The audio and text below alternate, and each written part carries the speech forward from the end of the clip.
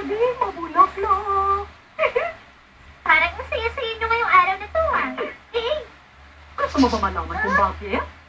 bakit po? Baka kagilian na. Kanina kasi, habang naglalakad ako pa uwi, nagkasalubong kami ng kaibigan kong matagal ko nang hindi nakikita. Ah? Nagkaroon kami ng pagkakataon para makapagkwentuhan kahit sandali lang. Oh? Alam mo ba kung ano yung sinabi niya na talaga namang nagpasaya sa akin ngayon? Nakakatuwa talaga. Ano ba yun, ma? Kaya ng long time no see? Hindi lang yung mga ganong pagbati ang sinabi niya kanina. May iba pa siya binanggit. Subukan mong hulaan kung ano sinabi niya nung nagkita kami. Ang laki ng tinagbaha mo. Ganda? Sinong sinabi mo tumapa, ha? Joke lang yun. Huwag kang magulo dyan, ha? Sabihin mo kung ano yung totoo. Okay. Wala kang pinagbago. Masayahin ka pa rin. Ganun ba? Tumpak, tama ka nga. Ang tingin pala ng iba sa akin na isang masayahin tao. Ngayon ko lang nalaman ang tungkol sa bagay na yun. Tama pala yung hula ko. And that's not all. Meron pa siya sinabi na hindi ko inaasahan. Naikwento ko sa kanya na meron akong anak na nasa senior high na. Tapos sinabi niya, ha? Talaga? Meron ka ng anak na gano'n na kalaki? Grabe, may dalaga ka na pala. Gulat na gulat nga siya eh. Hindi ko makakalimutan yung reaction niyang yun. Ay, lukyak pa talaga dahil hindi niya inakalang may anak akong dalaga. Ha? Hindi nga siya makapaniwalang nanay na ako eh. Parang aksidente na hindi maiiwasan. Nakakatuwa. Minsan na siya magkaroon ng ganong reaction pero hindi niya mapigilan na sabihin sa akin yun. Siguro iniisip niya na madami akong sekreto sa pagpapabata kaya hindi halata ang edad ko. Kung titignan mo ako, mukhang 5 taon lang ba ako, anak? Yun talagang akala niya. Ay, nakakataba naman yun ang puso. Ay, tumulog ang uhog ko.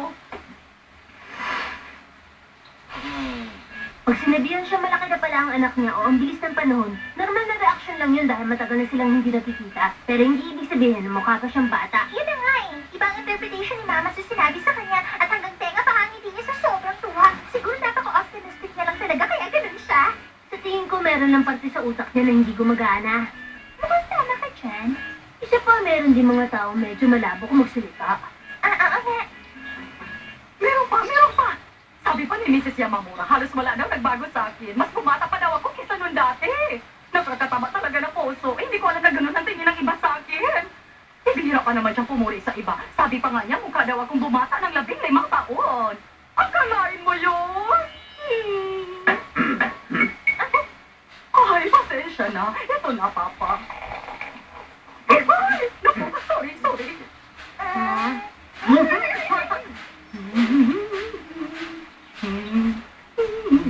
Naku, mukhang tuwan-tuwa pa rin siya hanggang ngayon. Pinagmamalaki pa nga niya kay Tata kanina eh. Parang ang pinalaki pa niya ng 5 beses yung kwento niya eh. Oo nga, ang OA na.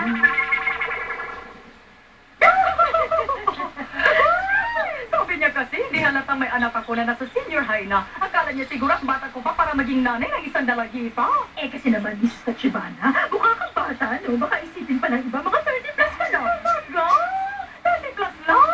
Hindi lang yung makikita sa panlabas na anyo. Masayain ka kaya nagmumukha kang bata. Oo, naman. Kung pinupuri mo ko ng ganyan, nasyasaya ko. Totoo naman yung sinasabi ko eh. Alam mo, sa totoo lang, Mrs. Mitsushima, mukha ka din sobrang bata. Ah, talaga?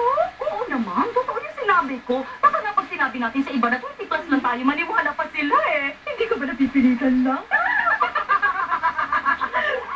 Pinalaki niya pala ano ng 3 beses ang kwento niya. Sige, usap na lang tayo ulit. Paalam, Mrs. Mitsushima.